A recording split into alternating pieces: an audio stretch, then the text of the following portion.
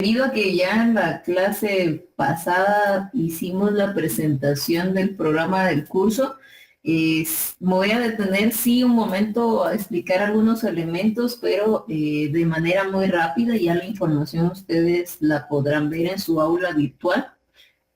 Algunos creo que ya se dieron cuenta que en el enlace que les di presencial ya apareció la clave de matriculación para el aula virtual, pero si no, igual al finalizar esta intervención les comparto dicha información.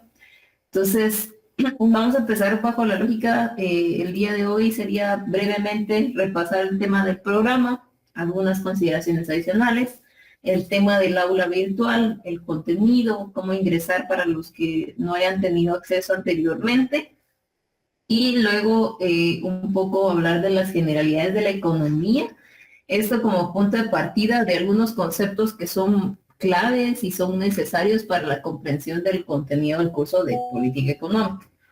Entonces acá, pues la información la pueden consultar más a detalle posteriormente, pero algunos elementos que sí son necesarios que tengan claros es: el curso está orientado a que ustedes conozcan los conceptos, los objetivos, los desafíos y los instrumentos que utilizan los formuladores y ejecutores de política económica. ¿Qué quiere decir eso? Que entonces bajo esa lógica vamos a desarrollar el curso, primero con la parte conceptual, luego con la parte metodológica de cómo llevar a cabo la formulación, y finalmente vamos a hablar ya también un poco la parte de formuladores y ejecutores desde la perspectiva de la construcción y la evaluación de políticas económicas.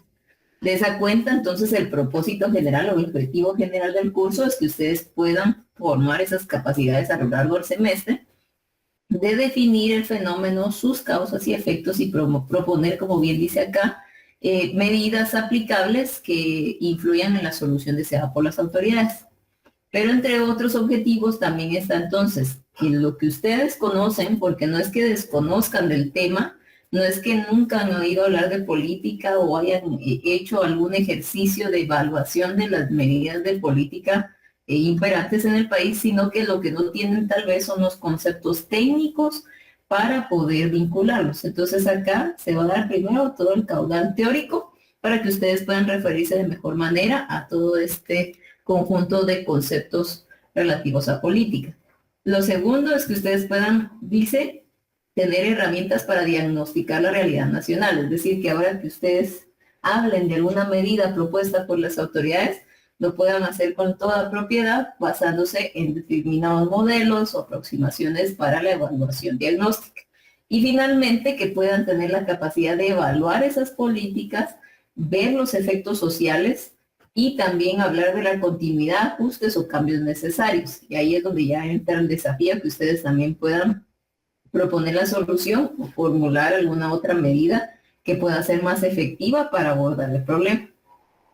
Y uno de los puntos claves quizá es que a los compañeros que llegaron, pues yo les decía, la base, más allá de todo el contenido, porque esto ya es un curso el 10º semestre, todo el contenido de la carrera, mucho de la base de política económica va a ser los cursos de macroeconomía, las políticas que ya vieron ahí, pero el abordaje que tuvieron en la macro 1, macro 2, macro 3 o incluso economía internacional, está basada en tener la herramienta, cuáles son sus variables, las dimensiones, los efectos multiplicadores, determinar el impacto en términos cuantitativos. Y sí, todo eso está bien porque sabemos hacia dónde va y qué variables puedo llegar a alterar, pero eso también tiene efectos sociales y eso a profundidad no se había abordado en el resto de los cursos. Es aquí donde empieza a figurar un poco cuál es el efecto social o qué dimensiones sociales se abordan o qué otras variables se vinculan a las medidas que se proponen.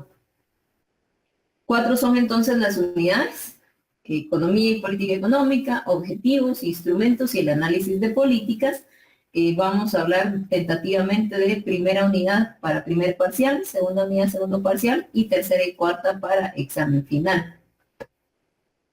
Primera unidad, pues ahí están las referencias de los 4 componentes. Básicamente son los 4 primeros capítulos de Roura. Más adelante ven ahí el listado de libros y ahí aparece Roura, y en el aula virtual ya tienen el enlace de descarga, entonces por eso no me detengo mayor cosa. Pero aquí es toda la parte conceptual básica para la formulación de políticas.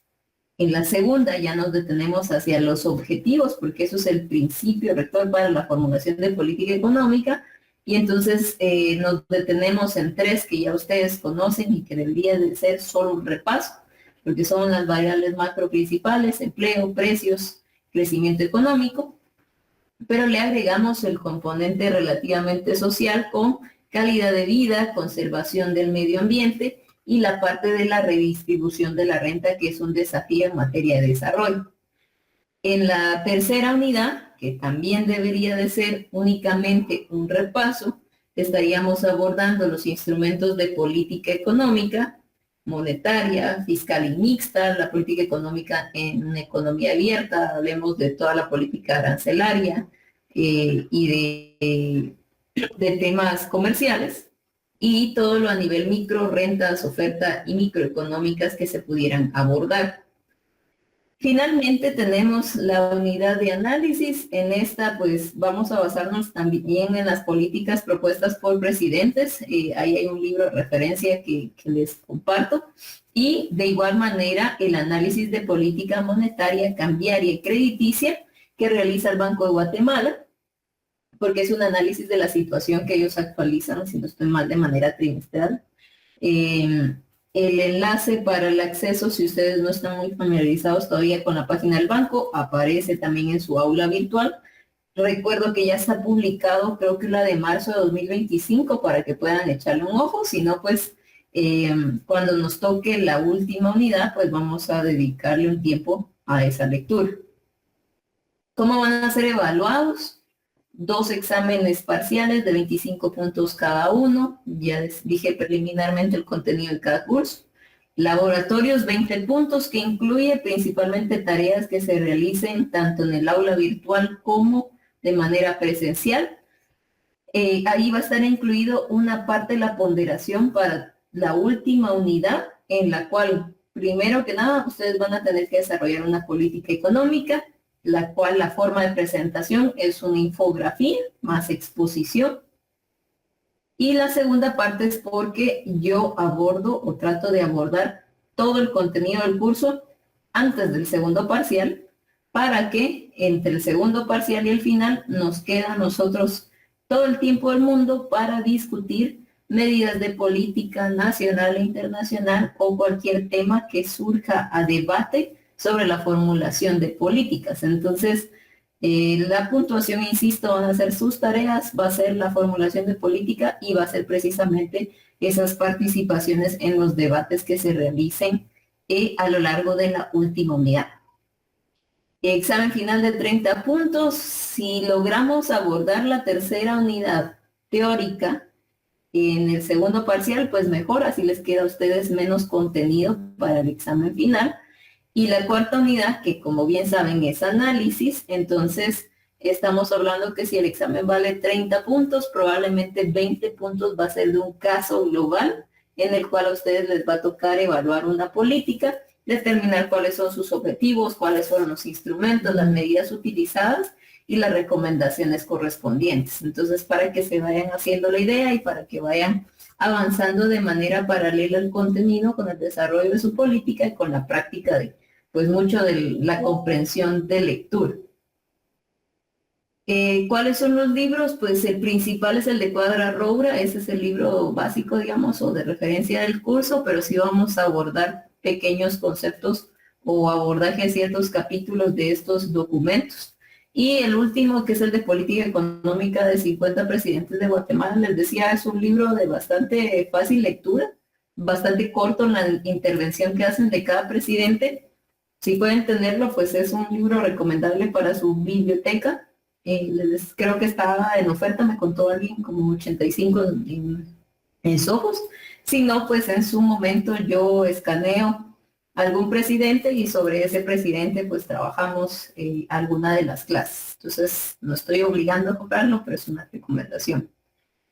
Y lo único que agregué respecto al miércoles pasado es que aquí ya aparece el QR de acceso al aula virtual. Igual les voy a compartir el enlace en un momento.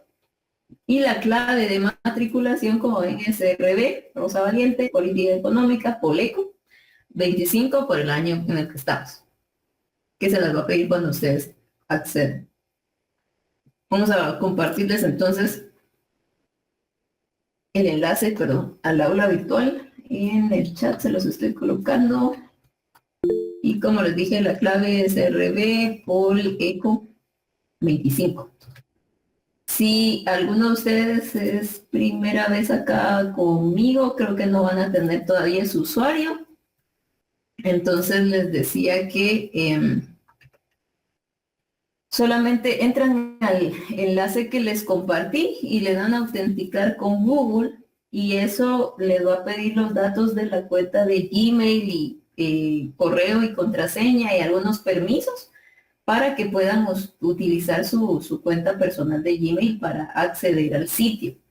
Eso los va a llevar seguramente al inicio, a la parte donde está el curso de política económica, y ahí es donde cuando ustedes seleccionen les va a pedir la clave, lo escriben en el RB Poleco 25 y ya van a estar inscritos en el curso.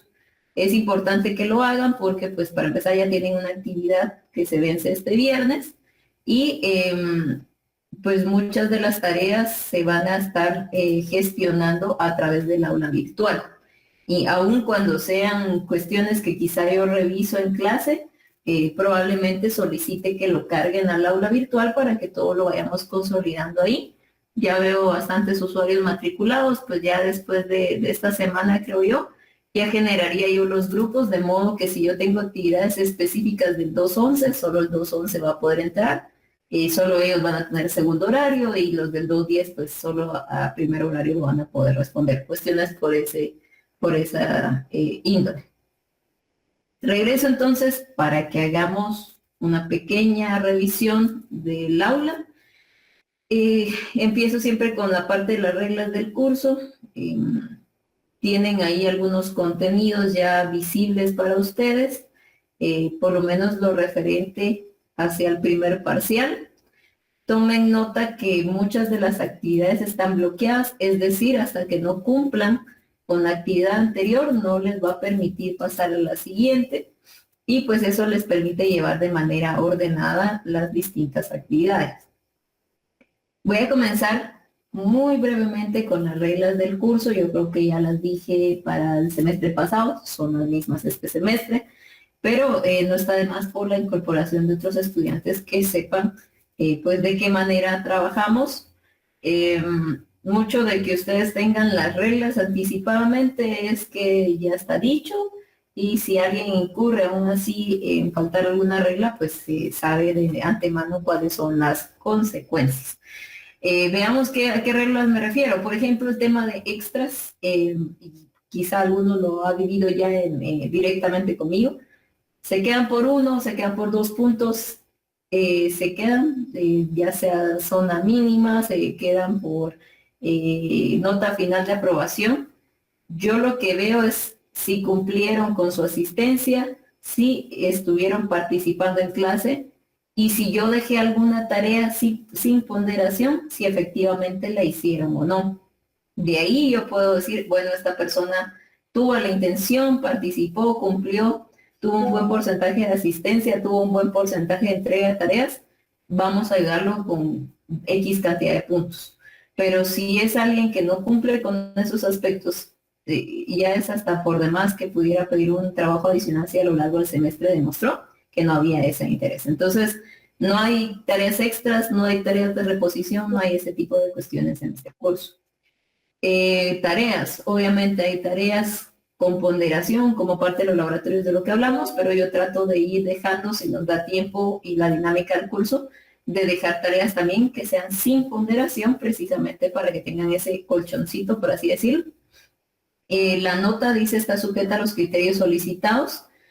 Uno de los criterios es el tema de la puntualidad en la entrega. Por lo regular la entrega, por ejemplo, es para el día miércoles. y por X o Y razón que no quiero ir escuchando, o no voy a ir escuchando por temas de tiempo y demás, no lo entregaron el miércoles, entonces podrían entregarlo el viernes, que es el siguiente día de clase, pero definitivamente ya va a estar valorada sobre la mitad del puntero.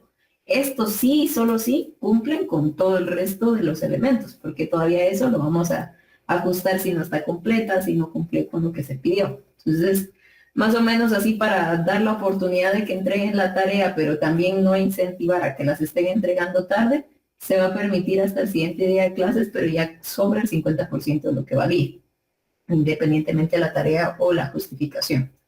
El tema de responsabilidad, mucho hago énfasis en este tema de la también corresponsabilidad por temas de tiempo, por temas de los grupos de trabajo y demás. En el aula, ya sea de manera presencial o virtual, solo podemos hacer una orientación respecto a los contenidos, los elementos claves, la manera de analizar ciertos conceptos o la aplicación que puedan tener, pero no nos podemos detener a los detalles o a la lectura del libro como tal. Asimismo, podría ser que veamos 1 o 2 ejercicios, pero ustedes requieran de practicar un poco más. Entonces, está la parte en la que yo preparo material, les comparto, estoy aquí anuente a sus dudas, y la parte en la que ustedes van a sus materiales, leen el libro, y sobre eso pues van practicando y creando realmente ese aprendizaje al contenido del curso. Entonces, es como cuando alguien me dice, no, es que usted me dejó, perdí la clase porque usted me dejó. No, un momento, usted se quedó, porque los puntos estaba la posibilidad de ganárselos. No fue mi culpa que no se los haya ganado, no sé, algo por el estilo. Es una responsabilidad compartida tanto docente como estudiante. La parte de respeto, creo que hasta el momento no hemos tenido ese inconveniente, por lo menos con la mayoría de los grupos.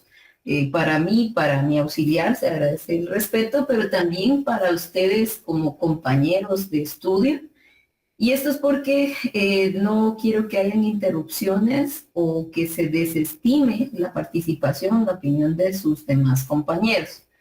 En cuanto a interrupciones, pues se puede hacer de manera ordenada, tanto en clase como acá en el aula de Meet, pues levantar la mano o me escriben en el chat y pues de acuerdo a la dinámica del curso yo les voy dando la palabra o resolviendo para no interrumpir a los demás. Pero con el tema de desestimar la opinión de otros es porque principalmente en este curso, en la última unidad, yo voy a dar temas random, les decía, y a cualquiera le voy a ir preguntando. Y por lo regular me ha dado la chance de que si hoy vamos a hablar de este tema, da la oportunidad que al menos tengan una intervención cada uno, porque son intervenciones breves y quiero que de aquí me salga la respuesta de una vez y que no sea algo muy de memoria, sino que haya interacción en el salón.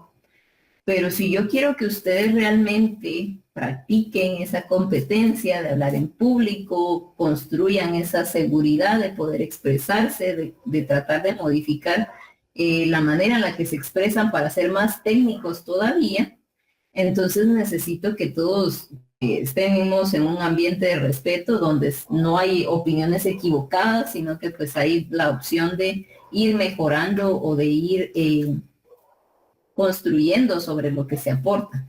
Entonces no insisto en esa parte de faltarse el respeto entre ustedes para que podamos aprovechar al máximo las clases que tengamos y que realmente se fomente la participación.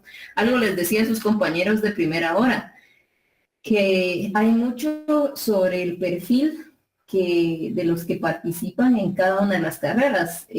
Por ejemplo, administración creo que son los que son perfiles de personas más con tendencias a extroversión, porque sí buscan esos roles de participación abierta, o de innovación, de creatividad y demás, pero un economista pues yo creo que ve mucho el trabajo como muy a lo individual, ¿no? Muy a la introversión, a ser analíticos, a uno con el libro y con el estudio y demás, pero lamentablemente en el mercado laboral aún así pues son muy valoradas las competencias aguerridas de saber expresarse, de saber defender algún punto, de saber argumentar. Entonces, es ahí necesario que se fomente esa competencia, tal vez un poco tarde en algunos casos, en que lo veamos hasta el 10º semestre, pero creo que no está de más, no está de más ya de ahí cuando les toca otro tipo de actividades, me entenderán.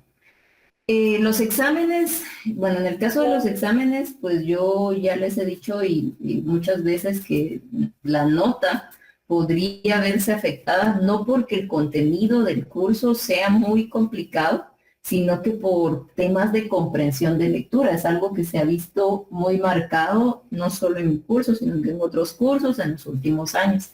Entonces, pongan mucha atención a la lectura, repásenlo cuantas veces sea necesario lo que se les está solicitando y pues argumenten todo lo que sea necesario de se hizo esto porque es tal y tal situación. Un poco la idea de los supuestos que vamos a ver más adelante. No se resuelven dudas durante la realización del examen. ¿Por qué? Porque si me preguntan algo, muchas veces está orientado a darles la respuesta que no se las voy a dar, o porque cuando yo trate de evadirlos puede que los confunda más. Entonces es preferible que no me hagan mayor pregunta, a menos que hubiera un error como tal dentro de la redacción del examen. Y en el caso de exámenes extraordinarios, por lo regular, si hubiera ahí alguna situación extra, pues vayan preparados de una vez para la siguiente clase o me mandan un correo para que yo sepa que hubo esa situación, pero definitivamente el examen extraordinario va a tener mayor dificultad que el examen en tiempo normal.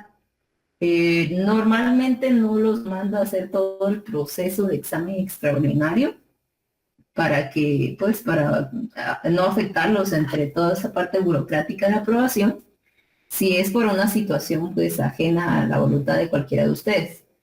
Ahora bien, lo que sí pasó, y lo recalco por algún nuevo y demás, es que la vez pasada, en el curso anterior, se había dicho que una vez el primer estudiante salga del examen, yo ya no voy a poder darle examen a alguien que llegue después. ¿Por qué? Porque muchas veces se ha prestado, yo no digo que la persona que llegó tarde lo esté haciendo, pero sí ha pasado, que esperan que alguien salga para que les diga más o menos cómo viene el examen o qué podrían tener seguro, y así es que entran a examinarse. Entonces, por eso mismo no me gusta dar examen cuando ya alguien más salió. Y bajo esa misma dinámica, se lo restringí a 2 personas que fueron a hacer queja a la dirección de escuela y un montón de cuestiones adicionales que es un desgaste innecesario porque ya se había dicho que así era la regla con el examen ordinario. A lo que voy es, yo trato de hacer también exámenes muy breves. A mí me interesa saber si comprendieron. No quiero hacer un testamento de sus exámenes, ni a ustedes ni a mí me conviene. Y por lo mismo es muy importante que ustedes estén puntuales en sus exámenes para evitar este tipo de situaciones. Porque si no, fijo, se van para extraordinario y fijo, el extraordinario va a tener algún grado mayor de dificultad. Y por último, y no menos importante, está un tema ético. Se los decía en cuanto a la comprensión de temas que tienen que tener hasta el momento, porque ustedes ya son más economistas que estudiantes, pero también se los digo por el tema de la calidad de profesionales que se están formando. Y lo recalco como se los dije al otro salón. O sea, yo soy economista de la San Carlos y me siento orgullosa de ser sancarlista, a pesar que pues después mi maestría fue de otra universidad, pero son otras cosas circunstanciales.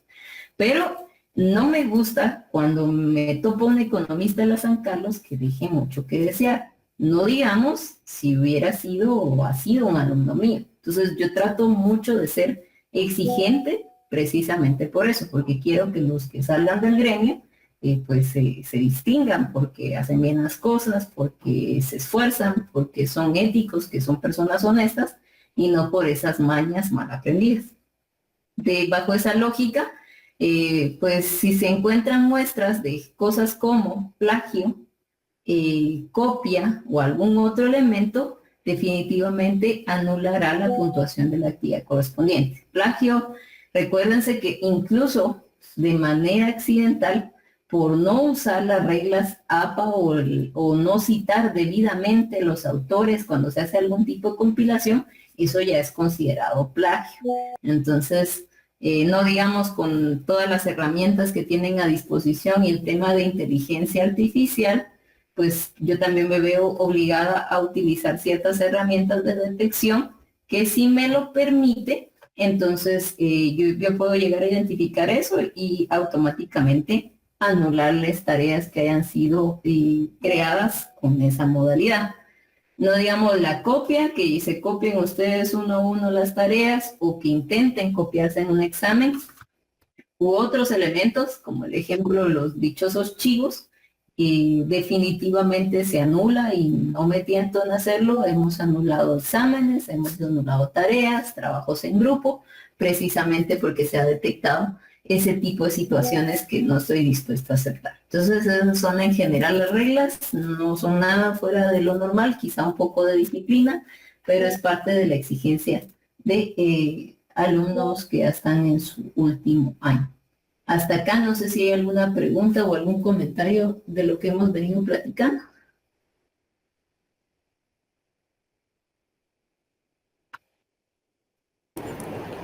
Buenas noches, licenciada. Ninguna. De mi parte, ninguna. Todo está claro. Gracias, gracias. Ok. Bueno, vamos entonces a lo siguiente. ¿Qué sigue ahí en el aula? Pues ustedes se matriculan, pues eso es hay un recordatorio de sus reglas. Lo que les decía que las actividades están secuenciales. La primera que ya les aparece ahí son las expectativas del curso. Esto pues es que ustedes entren y le vayan dando responder. Y ya con que le dan responder pueden colocar cuáles son sus expectativas del curso y cómo lo ven respecto a otros contenidos. Es importante que lo llenen en tiempo porque hay otras actividades que están relacionadas con esta actividad. Si ustedes no la completan, se les va a bloquear. Tienen hasta el viernes antes de la clase para que pues yo pueda tal vez alguna referencia leer antes de la clase y si hay algún comentario pues podérselos hacer. De ahí aparecen los recursos que se les va a habilitar cuando ya hayan llenado eso y ahí es donde ya les aparece, por ejemplo, los enlaces de descarga de los libros que aparecen en el programa, como el caso de teoría y práctica, el enlace de donde está la evaluación de política monetaria, cambiaria y crediticia que formula el banco, el libro de Mankey, el libro de elaboración de objetivos e instrumentos, que este es el principal del curso, el de Cuadra-Roura, el enlace de descarga, el de doctrinas y el de regla monetaria y discrecionalidad, que nos va a servir cuando hablemos un poco del de política económica. Les decía que el que sí no tengo porque es autor nacional es el de los 50 presidentes, pero vamos a ver si solo les comparto una parte o si ustedes logran adquirir. Está el programa del curso para que lo puedan leer a detalle. Está un recurso que se llama, que es glosario, pero lo que busca es que ustedes tengan pues uno a uno los conceptos principales del curso. O sea, ahí pueden ir repasando algunos de esos conceptos que se van a ver a lo largo de todo el curso. Y por eso es que se los agregué como un glosario al inicio. Tienen toda la primera unidad, las presentaciones que vamos a ir manejando, desde la que veremos el día de hoy, que es la de generalidades de la economía, y los primeros 4 capítulos que tenemos ya previstos avanzar para el primer parcial. Entonces ustedes ya tienen material, ya tienen el libro, ya tienen todo para empezar a estudiar, solo vamos a irnos conectando para que ustedes vayan ahí al día con los contenidos y la orientación del curso. Vamos a ver entonces la presentación con la que vamos a empezar. Si bien esto no es propiamente contenido de política económica, sí consideré necesario retomarlo para que tengan claro algunos conceptos, porque es parte de lo que uno asume que ustedes ya saben para referirse a los conceptos de política económica. Entonces, les va a parecer quizá a algunos muy aburrido, muy tedioso, el hecho de que estemos repasando cosas del inicio de la carrera, pero insisto, son conceptos claros. Veamos entonces, Conceptos clave número 1, obviamente son economistas y los distintos conceptos de economía es uno de los elementos que tienen que tener en la punta de la lengua, como dicen. Recordemos que cuando empezamos en el área común, inclusive se hablaba de un concepto objetivo y uno subjetivo. El objetivo, que fue el que nos dieron en cursos como socioeconomía o economía política, hacía referencia a las relaciones sociales de producción, la distribución y el consumo de los bienes y servicios. O sea que nos interesaba cómo se organizaba todo el sistema productivo desde que lo genera hasta que lo reparte. Esa es más o menos la lógica del concepto objetivo. Pero el subjetivo sí ya hace referencia al individuo, a la empresa, al productor, y es ahí donde una de las primeras definiciones pues parte de que es una ciencia social. Al ser ciencia social pues vincula entonces a las personas y como tal conlleva ciertos abordajes al momento de aplicarlo. En una ciencia natural o lo que se puede hacer es la experimentación y llegar a cabalidad a cuál va a ser el resultado, pero una ciencia social pues se parte de supuestos basados en la teoría para poder determinar o estimar lo que probablemente se da en una determinada sociedad. Estudia, dice, las elecciones que toman los agentes económicos, entonces acá hay palabras claves como elecciones, que vamos a ver adelante, y agentes económicos, para encarar la escasez como los incentivos que influyen y justifican esas elecciones. Y el otro concepto es más sencillo, estudia la asignación y administración de los recursos escasos. Y entonces, si ustedes recordarán, dentro del análisis de microeconomía se hablaba del problema económico fundamental. Y ese problema económico fundamental, para no estar hablando yo sola, ¿alguien se recuerda cuál era el problema económico fundamental que le da punto de partida a nuestra carrera? Que los recursos son escasos. Ajá, falta la otra mitad. Las necesidades ilimitadas. Exacto, muchas gracias. Entonces, son escasos porque mis necesidades o mis deseos son ilimitados. O sea, yo quisiera tener casa de X dimensiones, carro del año, dinero en el banco y qué sé yo más, pero los recursos son lo que mes a mes facture o realice en materia de los trabajos que pueda tener. Entonces, esa es un poco la lógica. Entonces, si yo sé que tengo muchas necesidades o muchos elementos que necesito satisfacer, pero solo tengo una limitada cantidad de recursos, eso me lleva al concepto de hacer un uso eficiente de esos recursos para poder tener esa combinación óptima de satisfactores que me genere, valga la redundancia, la máxima satisfacción con lo que yo tengo disponible. Entonces, por eso es que habla que la economía va a estudiar precisamente cómo asignamos y cómo administramos esos recursos.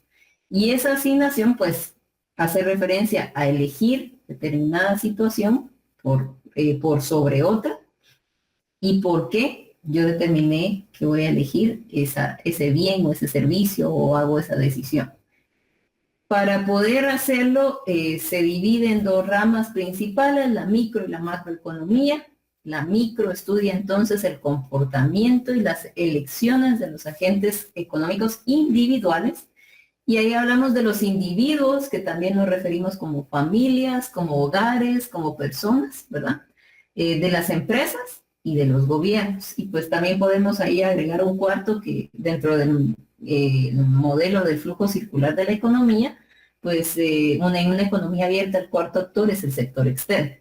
El tema acá es que la micro se limita a estudiarlos por separado, a lo individual, qué motiva a cada uno de esos actores y cuál es la decisión final o la elección final que estos hacen. Por ejemplo, en el caso de los individuos, pues hablan de la referencia de la necesidad que tienen, de la búsqueda de un satisfactor, de los recursos que tiene disponible, de cómo pone a disposición sus recursos para hacerse de ingresos y con ello adquirir satisfactores.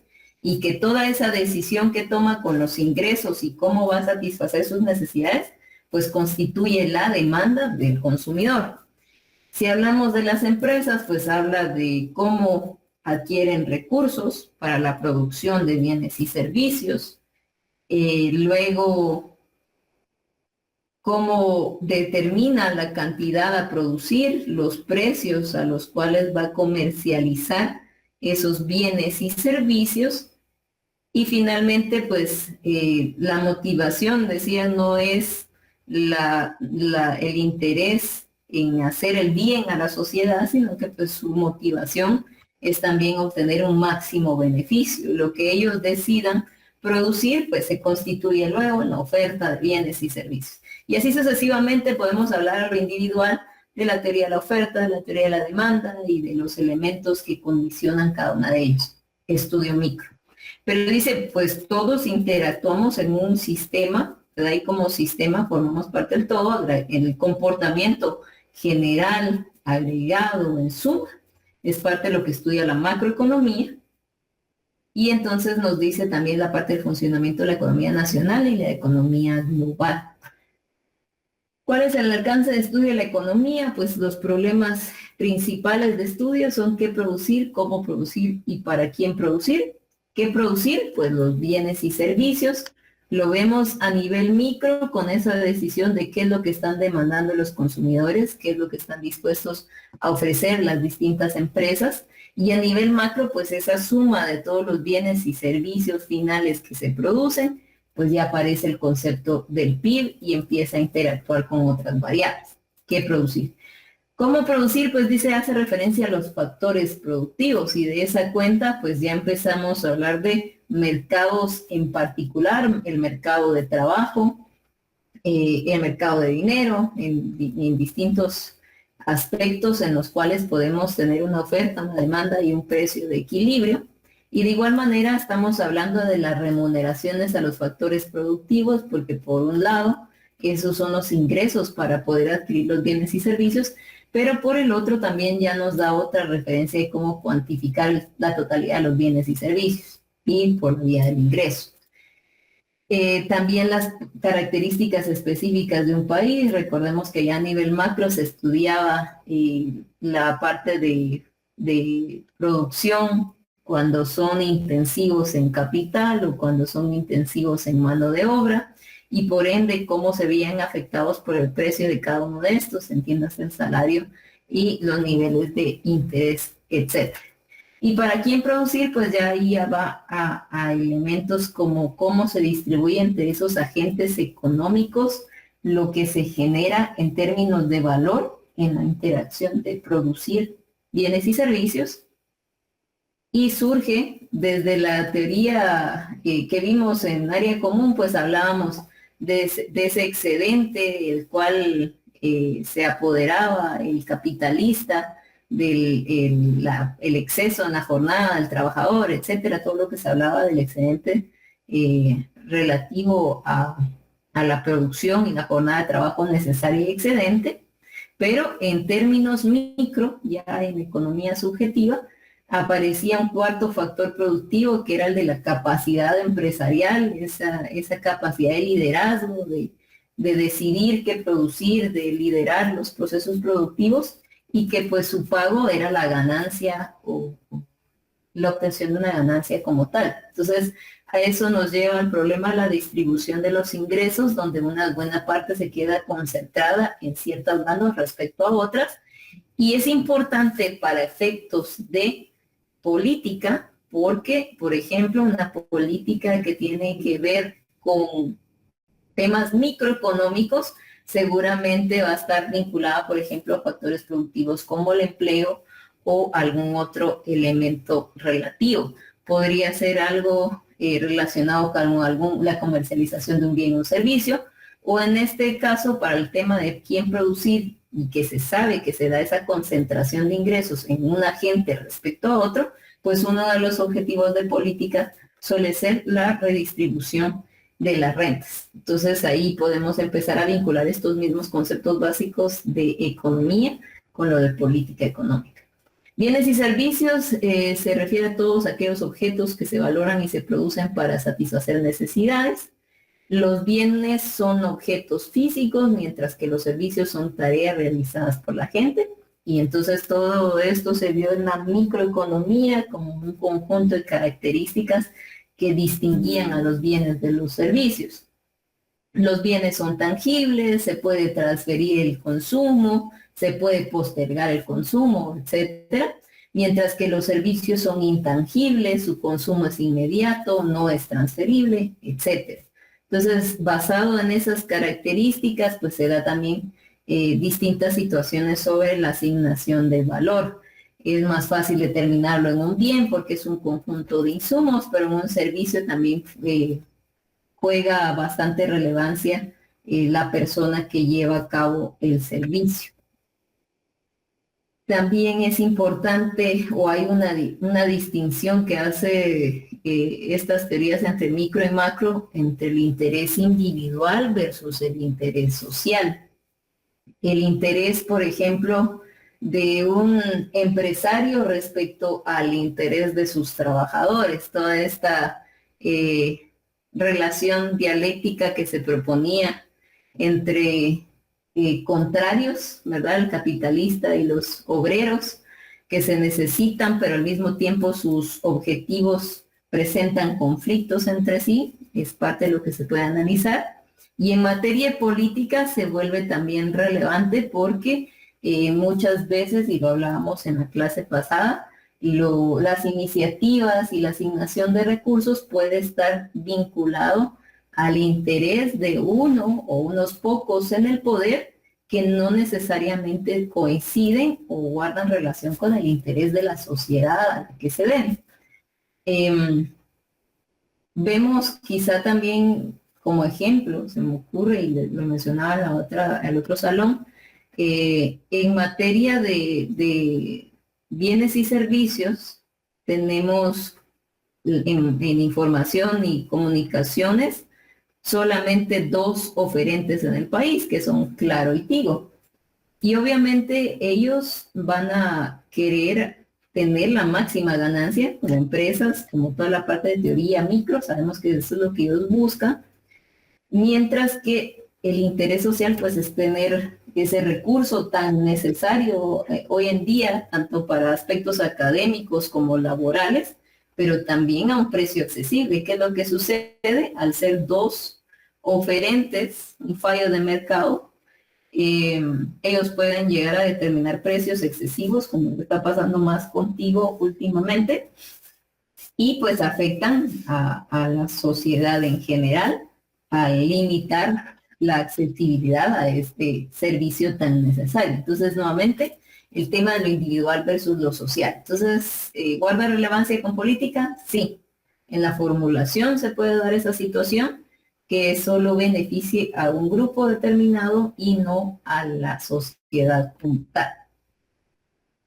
Costo de oportunidad. El dichoso costo de oportunidad es clave a lo largo de toda la carrera. Ustedes van a escuchar ese concepto y nos referimos como la alternativa de mayor valor a la que renunciamos a cambio de otra opción. Entonces, basándonos en el problema económico principal del cual estábamos discutiendo, el hecho de que yo tenga recursos limitados y los destine a un propósito hace que yo deje de percibir algún otro bien o servicio o deje de consumir determinado bien o servicio. Mis recursos son limitados, mi elección por un bien sacrifica mi elección por otro bien. Si yo tengo dos alternativas, como dice, mi costo de oportunidad va a estar dada por la que tiene mayor valor. Y a modo de broma y no tan en broma, estaba diciéndoles al otro salón, recordemos lo que pasó el miércoles en clase.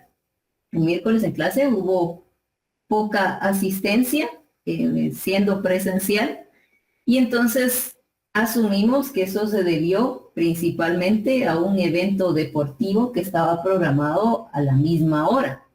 Entonces, si ustedes tenían el horario de 5 de la tarde a 8 de la noche para poder estudiar esas 3 horas, o las destinaban para ir a la universidad o las destinaban para ir a ver perder a su selección. Y entonces, distintas personas tomaron distintas elecciones y cada una de ellas tiene un distinto costo de oportunidad. Para las personas que tomaron la decisión de ir a los partidos o simplemente no ir a clase y destinar ese tiempo a otro propósito, pues se perdieron el puntito extra que los demás se ganaron, por ejemplo. Entonces esa es parte de sus alternativas de mayor valor a la que renunciaron a cambio de no asistir a clase, por ejemplo. Entonces a eso nos referimos con el concepto de costo de oportunidad. Cada decisión que nosotros realizamos, estudiar la carrera de economía, pues también tuvo un costo de oportunidad para algunos otros. El simple hecho de estudiar, personas que tienen familia, pues también es tiempo que no pueden destinar a estar con su familia, y así sucesivamente. Cada elección que hacemos con recursos que son limitados implica entonces un sacrificio, y pues tenemos que asumir esa parte del sacrificio. Las elecciones, estamos hablando de destinar recursos para uno u otro propósito. Eso quiere decir que yo tengo alternativas y entre esas alternativas elijo una en particular. Entonces dice, uno de los principios de la economía son las elecciones, y de hecho cuando hablamos de política vamos a ver que ese es uno de los principales incentivos. Una de las elecciones principales dice cuánto ahorrar y cuánto consumir. Recordemos que esa es una igualdad que se veía desde la macro 1, que es una igualdad keynesiana sobre el destino del ingreso disponible para el ahorro, para el consumo. Pero otra de las que se considera es el tomar elecciones al margen, y se considera óptima esa decisión cuando el costo marginal es igual al ingreso marginal. ¿Qué es lo que sucede entonces? En términos generales, esto es de la micro 1, si no mal recuerdo, pues en la empresa, una empresa está dispuesta a producir una unidad adicional de un bien, si solo si el ingreso por vender esa unidad adicional sirve para cubrir al menos el costo que implicó producirla. Si se da esa igualdad, se considera que ese punto es óptimo. Si el ingreso fuera inferior al costo de esa producción, entonces no tendría sentido producir esa unidad adicional porque ya estaríamos incurriendo en pérdidas. Pero si por el contrario, el ingreso fuera superior al costo, lo que me está diciendo es que tampoco es una decisión óptima, porque quiere decir que tengo la posibilidad incluso de producir más que una unidad adicional, porque hay un ingreso que todavía estoy dejando de percibir. En materia de conceptos ya más a nivel de modelos matemáticos, los procesos de optimización suelen referirse a funciones cuya función original era el ingreso total y el costo total, que cuando hacemos la primera derivada nos queda el ingreso marginal, el costo marginal, y al hacer la segunda derivada, igualarlo a 0, podemos determinar cuál es la cantidad óptima de producción que permite que a nivel de primera derivada se dé esa igualdad entre costo marginal e ingreso marginal. No me voy a detener con las particularidades matemáticas, son procesos de optimización que implica derivar funciones, llegar a un nivel óptimo que puede ser mínimo o máximo. Mínimo si queremos minimizar costos, máximo si quisiéramos, valga la redundancia, maximizar nuestros ingresos. Pero el tema aquí es, elegimos con el propósito de hacer un uso eficiente de recursos, hay modelos matemáticos que lo condicionan y hay incentivos detrás de ello. Y finalizando algunos conceptos adicionales. Primero, el de modelos. El modelo económico es una descripción de un aspecto del mundo económico que incluye características que se necesitan para el tema. Es más sencillo que la realidad que describe y se basa en supuestos. Es importante la idea del modelo porque en algún momento también se refiere como simplificaciones de la realidad. Hace un momento yo les daba la simplificación del modelo del flujo circular cuando les explico cómo es el comportamiento del individuo, cómo es el comportamiento de la empresa, cómo interactúan entre ellos. Ese es un modelo más sencillo que nos habla sobre cómo funciona la microeconomía. Pero también es importante, por ejemplo, para aquellos que se vayan a ir por la vía de tesis, que cuando presentan un tema de tesis, se establezca en qué supuesto se basa. Eso quiere decir que lo que nosotros afirmamos, como en el caso de los modelos, es válido si solo si se cumplen A, B, C situaciones.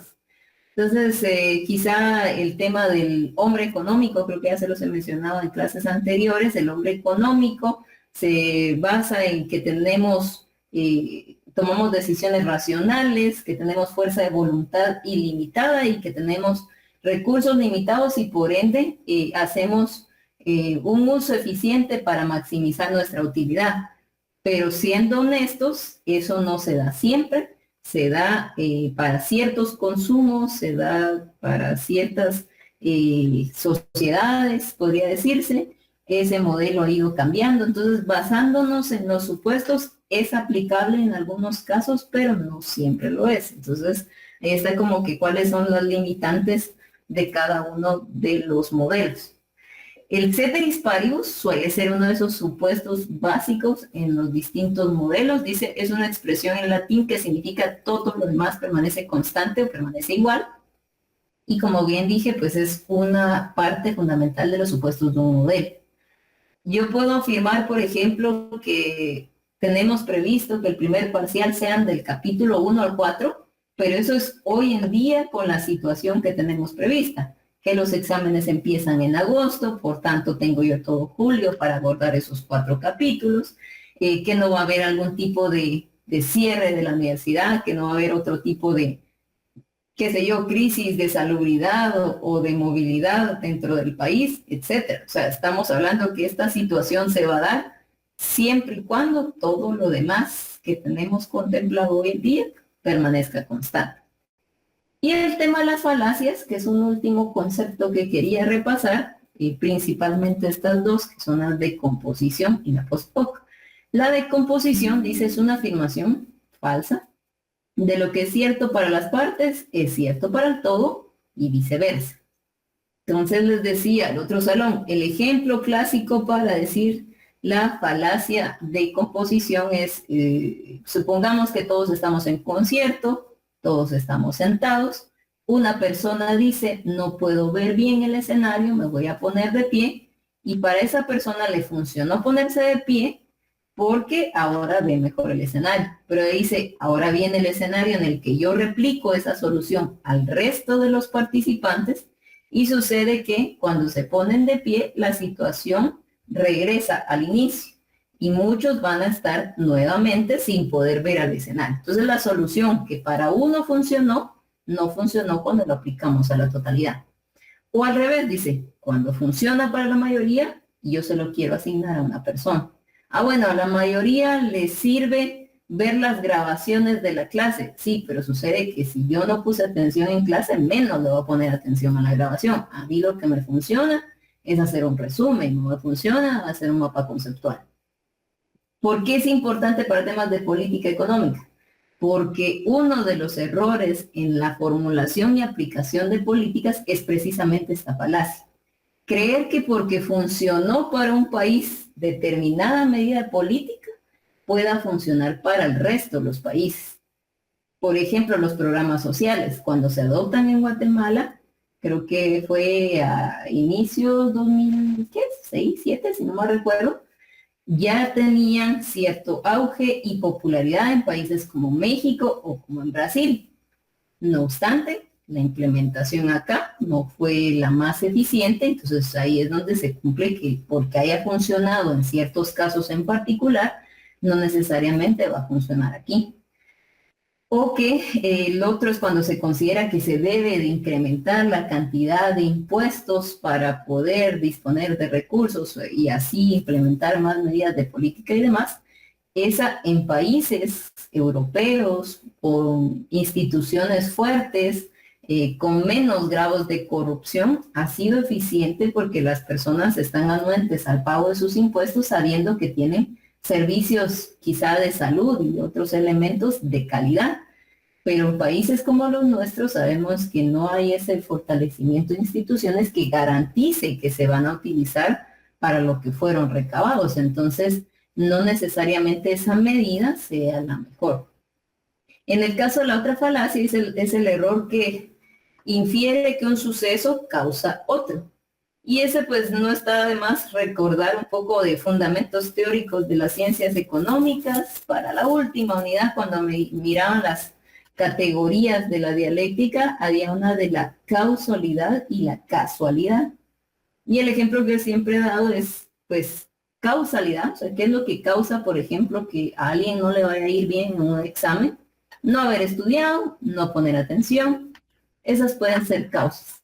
Pero casualidad es que ustedes le atribuyan a la suerte, a su mala suerte, que les haya ido mal en el examen.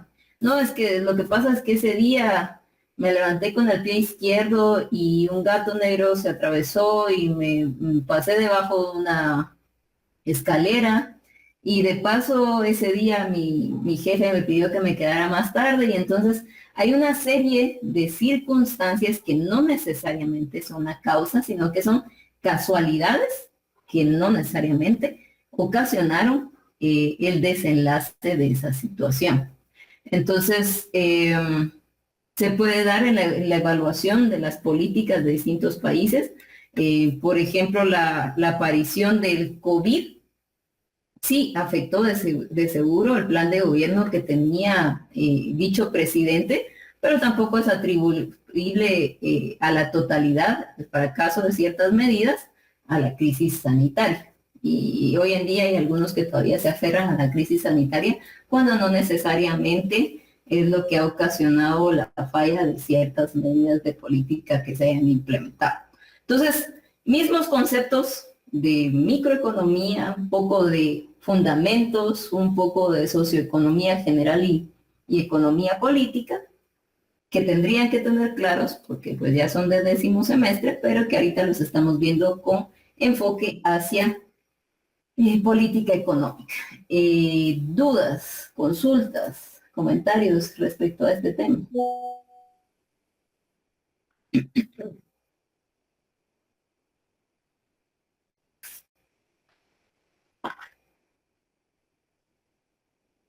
¿De qué manera evitamos este tema en las sesiones espiritistas en las que solo yo estoy hablando? Jóvenes, dudas, consultas, ¿estamos bien?